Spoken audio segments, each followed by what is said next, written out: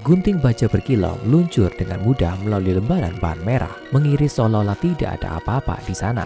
Bagian kain merah darah di kedua sisi. Sepasang tangan mengambil salah satu potongan dan mengangkatnya ke udara. Pria itu mengagumi hasil karyanya sebelum mengalungkan kain pada wujud gaun dan menjepit di tempatnya. Meskipun ada banyak meja di ruangan besar dengan mesin jahit dan manekin di sebelahnya, semuanya kosong. Pria itu bekerja sendirian di ruangan besar dan tidak mungkin untuk menyadari bahwa dia juga pria yang sangat tampan, sangat rupawan sehingga tidak peduli apa preferensimu, kamu tidak bisa tidak berhenti dan memperhatikan fitur wajahnya yang sempurna, fisiknya yang ramping dan bugar, tangannya yang lentur dan cekatan. Dia menyikat sehelai rambut pirang kotor dari mata birunya yang cerah dan mengambil pin dari mulutnya sebelum menyesuaikan kain hanya 1 mm lagi sebelum menempelkannya di tempatnya. Pria itu menjauh dari pakaian itu dan mengagumi karyanya. Itu benar-benar sempurna. Tidak ada keraguan bahwa ini akan menjadi tampilan penutup dari peragaan busana yang akan datang. Karya agung lainnya sama seperti dirinya, tapi bukan berarti dia sudah selesai. Masih banyak yang harus dikerjakan dan dia kembali bekerja di mejanya, menjahit potongan-potongan kain untuk membuat hiasan untuk gaun adibusana yang mewah. Dia begitu fokus pada desain barunya sehingga dia tidak memperhatikan manajer operasi rumah mode di lorong di luar ruang kerja. Manajer menunjuk melalui jendela kaca di pintu dan memberitahu 2 petugas polisi yang bersamanya bahwa inilah pria yang mereka cari. Ada sejumlah kejahatan tragis dan misterius yang melibatkan orang-orang yang terkait dengan perusahaan mode ini, dan polisi akhirnya menangkap seorang tersangka. Sebenarnya bukan polisi, tapi 2 agen organisasi SCP yang menyamar sebagai polisi. Organisasi menjadi curiga setelah mengetahui bahwa telah ada beberapa orang hilang, pembunuhan, dan gangguan mental, yang semuanya melibatkan orang-orang yang terkait dengan perusahaan yang satu ini. Dan lebih khusus lagi, mereka semua terhubung dengan satu orang. Ada banyak bukti bahwa sesuatu yang lebih dari sekedar aktivitas kriminal biasa terjadi di sini. Sesuatu yang aneh sedang terjadi, sesuatu yang ganjil. Salah satu petugas polisi mengangguk pada rekannya sebelum memberi isyarat kepada manajer untuk pergi. Itu selalu lebih baik untuk tidak adanya warga sipil yang hadir selama penahanan. Pria yang sangat tampan ini masih belum memperhatikan tamunya di lorong, tetap sepenuhnya asik dengan pekerjaannya, dan dia bahkan tidak melihat ketika kedua agen itu menyerbu masuk ke dalam ruangan. Keduanya dengan pistol bersiap, tidak mau mengambil resiko. Berhenti, jatuhkan senjatamu. Salah satu agen berteriak, tapi pria cantik itu tidak menanggapi dan terus memotong kain dengan guntingnya. Aku bilang berhenti, perintahnya lagi. Dan kali ini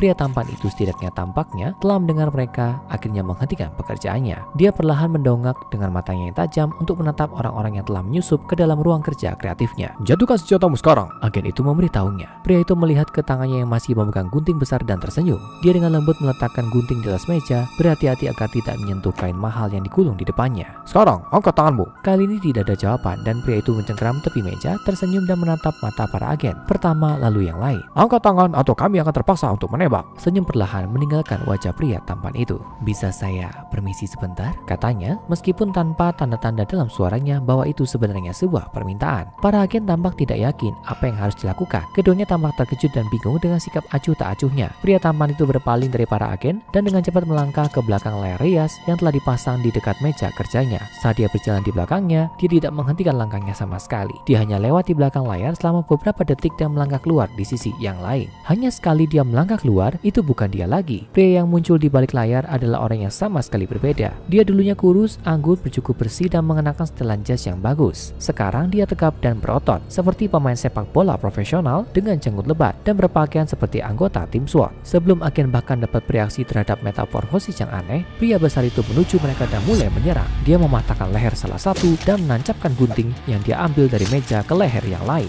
Lebih banyak spesialis penahanan SCP yang mengenakan perlengkapan taktis tanpa berusaha menyamar sebagai polisi biasa membanjiri ruangan dan melepaskan tembakan. Tapi pria yang terlihat seperti Navy SEAL mengambil senjata agen yang jatuh dan mulai menembaki semuanya di waktu yang sama. Dia mengungguli dan mengalahkan para agen dengan mudah, berguling di balik perlindungan sambil terus-menerus menembak, menumbangkan agen demi agen. Derita memenuhi udara baik dari agen SCP yang sekarat maupun warga sipil yang tertimpa tembok oleh serangan gencar, termasuk manajernya menyelinap kembali ke jendela pintu untuk melihat apa yang dia pikir akan menjadi pria tampan yang sombong untuk dibawa ke tahanan. Jendela di belakang prajurit operasi khusus meledak dan 2 agen SCP menerobos masuk, mengejutkannya dan menjatuhkannya ke tanah. Dibutuhkan lebih banyak agen yang bergegas untuk menahan pria itu saat dia berjuang dan berteriak seperti binatang buas, mematahkan salah satu rahang mereka dengan pas sebelum mereka akhirnya bisa menaklukkannya dan mengurungnya dengan tali pengikat berat. Ketika semua selesai, 17 agen dan 10 warga sipil telah kehilangan nyawa mereka. Tapi anomali itu akhirnya dapat diatasi. Setelah dibawa ke lokasi yang aman, dia diberi sebutan SCP-056, tapi staf lokasi segera memberinya julukan baru, menyebutnya dengan sederhana, orang rupawan. SCP-056 adalah salah satu yang paling menipu dan salah satu anomali paling berbahaya yang diketahui oleh organisasi organisasi SCP.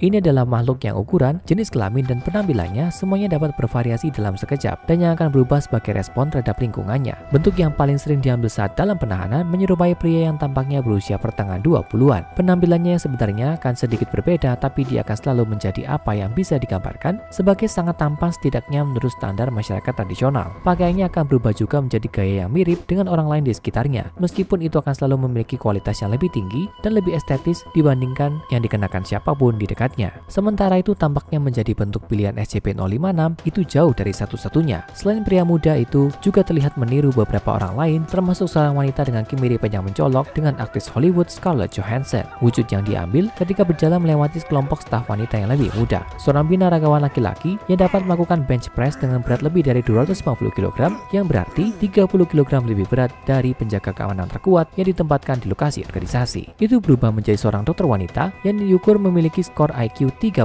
poin lebih tinggi daripada peneliti di tempat manapun, serta wujud non-manusia seperti anjing Labrador Retriever yang besar dan terawat baik saat diekspos ke anjing peneliti lain, dan sofa yang sangat indah secara estetika saat ditinggalkan sendirian di ruang penahanannya sendiri. Perubahan dari satu bentuk ke bentuk lainnya terjadi setiap kali orang kehilangan fokus pada subjek, sesuatu yang tampaknya terjadi ketika orang baru terpapar SCP-056. Dan begitu mereka kehilangan fokus, tampilannya bisa berubah hampir seketika. Upaya untuk merekam transformasi telah mengakibatkan peralatan perekaman menunjukkan efek yang sama. Tampaknya kehilangan fokus dan tidak dapat melihat dengan tepat apa yang terjadi ketika SCP-056 berubah dari satu bentuk ke bentuk lainnya. Pakaiannya akan berubah seiring dengan bentuk tubuhnya, meskipun sejauh ini belum terlihat memanifestasikan senjata atau alat lainnya. Upaya besar telah dilakukan untuk menentukan bentuk asli SCP-056, meskipun sejauh ini semuanya menemui kegagalan. Ketika ditempatkan di dalam sel beton kosong dan ditempatkan di bawah pengawasan video konstan, kamera mengalami kehilangan fokus yang sama seperti yang dilakukan yang lain, dan kemudian bertemu dengan sosok yang agak mengejutkan tertinggal di ruangan itu. SCP-056 telah mengambil bentuk kamera video mirip dengan yang digunakan untuk merekamnya, meskipun modelnya sedikit lebih canggih dan mahal. Upaya tambahan dilakukan untuk menemukan bentuk aslinya, kali ini tanpa peralatan pengamatan langsung, dengan peneliti menggunakan pemindaian pasif yang dapat mendeteksi perubahan bentuk kehidupan. Ketika mereka mendengarkan SCP-056 sendirian dan memantaunya menggunakan alat ini, apa yang mereka temukan adalah tidak ada apa-apa. Tidak ada suhu tubuh yang terdeteksi, detak jantung, atau bahkan berat badan. Tampaknya ketika tidak diamati, SCP-056 menghilang begitu saja. Mereka yang memiliki kontak pribadi dengan SCP-056 sering melaporkan bahwa entitas anomali membuat mereka merasa di bawah standar atau iri, seolah-olah mereka tidak dapat menyainginya. Namun pada saat yang sama, tampaknya akan meminta persetujuannya. Ini meluas ke staf keamanan SCP yang akan mengungkapkan keinginan untuk mengikuti perintahnya, sementara para peneliti akan mencoba untuk berdebat dengannya, sesuatu yang biasanya membuat mereka meninggalkan sel penahanannya dengan perasaan seolah-olah mereka dikalahkan oleh kecerdasannya. Dan kemampuan komunikasi ahli dari SCP-056 tampaknya tidak dibatasi oleh subjek yang kompleks atau hambatan bahasa. Penelitian telah menunjukkan bahwa itu fasih dalam setidaknya 200 dialek yang berbeda dan telah menunjukkan tingkat pengetahuan ahli dalam berbagai topik seperti mode, mobil, ilmu teoritis, olahraga, dan banyak lainnya, yang semuanya biasanya akan ditampilkan dalam pengetahuan yang lebih besar daripada orang yang berbicara dengannya. Dan meskipun meninggalkan percakapan dengan perasaan sedih tentang kemampuan mereka sendiri, mereka yang berbicara dengannya hampir selalu mengungkapkan keinginan untuk berbicara dengan SCP-056 lagi, seolah-olah mereka tidak dapat menahan diri untuk merasa direndahkan olehnya. Sejumlah tes kemudian dilakukan untuk menemukan bentuk apa yang akan diambil SCP-056 ketika dihadapkan dengan berbagai situasi, dan hasilnya agak menarik. Yang pertama, anggota tingkat D laki-laki diberi pisau dan disuruh mencoba menyerang SCP-056. 056 dengan cepat menjelma menjadi seorang pria muda yang tegap yang mampu dengan mudah melucuti senjata tingkat D yang menyerang dan membunuhnya dengan pisau sebagai gantinya. Dalam tes lain, wanita tingkat D memasuki selnya bukan dengan senjata, tapi dengan sebotol anggur mahal. Mereka bertemu dengan SCP-056 dalam bentuk seorang wanita muda yang cantik yang menerima anggur, tapi setelah mencobanya, meludahkannya ke wajah tingkat D dan mengirimnya pergi. Selanjutnya, peneliti mengirim dua tingkat D secara bersamaan, satu laki-laki dan satu perempuan tanpa perintah khusus sama sekali. SCP-056 muncul sebagai seorang wanita cantik dalam setelan bisnis yang dirancang dengan baik yang melanjutkan untuk memeriksa kedua tingkat D, menunjukkan setiap kekurangan fisik mereka sebelum juga mengirim mereka pergi. Peneliti kemudian mencoba mengirim 10 anggota tingkat D ke dalam sel yang semuanya laki-laki dan yang telah menyatakan preferensi perasaan untuk perempuan. SCP-056 muncul sebagai wanita yang sangat cantik dalam gaun merah berpotongan rendah. 056 tidak berinteraksi dengan kelompok dengan cara apapun, tapi setelah 10 menit tingkat D mulai terlihat tidak nyaman. Segera terjadi perkelahian habis-habisan antara tingkat D saat mereka menyerang satu sama lain, tampaknya untuk memenangkan SCP-056. 056 terlihat menonton huru-hara dengan senang hati selama beberapa menit sebelum mengakhirinya dan mengirim mereka semua keluar.